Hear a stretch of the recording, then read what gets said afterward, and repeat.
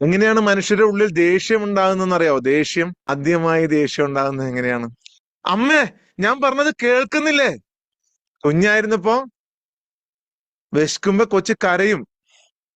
കരയുമല്ല എന്ന് ചെയ്തോണ്ടിരുന്ന ദേഷ്യം ഉണ്ടാകുന്നത് മറ്റുള്ളവർ നമ്മുടെ സൗണ്ട്, നമ്മൾ പറയുന്നത് കേൾക്കുന്നില്ല, ഞാൻ പറയുന്നത് ശ്രദ്ധിക്കുന്നില്ല എന്ന വികാരത്തിൽ നിന്നാണ് ആദ്യമായി ദേഷ്യം ഉണ്ടാവുന്നത്. പിള്ളേര് പുറകെ വന്ന് അമ്മയുടെ അടുത്ത് ശല്യം ചെയ്യണേണ്ടിട്ടില്ല, എന്ത് ഞാൻ പറഞ്ഞ കേൾക്കാത്തേന്ന് പറഞ്ഞോണ്ട്.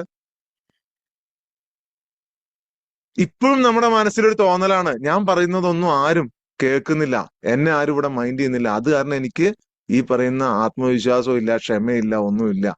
നിങ്ങൾ പറയുന്നത് ഈ പ്രപഞ്ചം കേൾക്കുന്നുണ്ട്. പ്രപഞ്ചം എന്നാൽ യൂണിവേഴ്സ്, യൂണിവേഴ്സ് എന്നാൽ ബ്രഹ്മം, ബ്രഹ്മം എന്ന് പറഞ്ഞു കഴിഞ്ഞാൽ ഗോഡ്, ഈശ്വരൻ, ദൈവം, അള്ളാഹു, നിങ്ങൾക്ക് എന്ത് പേരിട്ടോ, ആ ഒരു ഒരു ഒരു വൺനെസ് പവർ. പക്ഷെ നിങ്ങൾ ശ്രമിക്കുന്നത് മറ്റ് ആൾക്കാർ കേൾക്കാൻ വേണ്ടിയിട്ടാണ്, മറ്റുള്ളവർ കേൾക്കാൻ വേണ്ടിയിട്ടാണ്. ഞാൻ ഇത്രയും ഉച്ചത്തിൽ വിളിച്ചു കൂവിയിട്ടും ആരും എന്റെ ശബ്ദം കേൾക്കുന്നില്ലല്ലോ എന്നാ നമ്മുടെ മനസ്സിൽ ചിന്തിക്കുന്നത്. നിങ്ങളെല്ലാരും കേൾക്കുന്നുണ്ട്, ഈ ലോകം മുഴുവൻ നിങ്ങളെ ശ്രവിക്കുന്നുണ്ട്.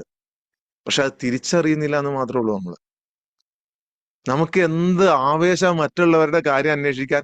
ലോകത്തെ മുഴുവൻ സ്ട്രെസ്സിന്റെയും ടെൻഷന്റെയും കാരണം തുടങ്ങുന്നത് തന്നെ മറ്റുള്ളവരുടെ കാര്യം അന്വേഷിച്ചു പോകുമ്പോ. രാവിലെ എഴുന്നേറ്റിട്ടുണ്ടെങ്കിൽ മൊബൈലിന്റെ നോട്ടിഫിക്കേഷൻ ഓൺ ചെയ്യുക, ഫേസ്ബുക്ക് തുറക്കുക, പിന്നെ ലോകത്തുള്ള സകല ഫിത്തനകളും സകല പ്രശ്നങ്ങളും നിങ്ങളുടെ വിരൽ തുമ്പിലായി.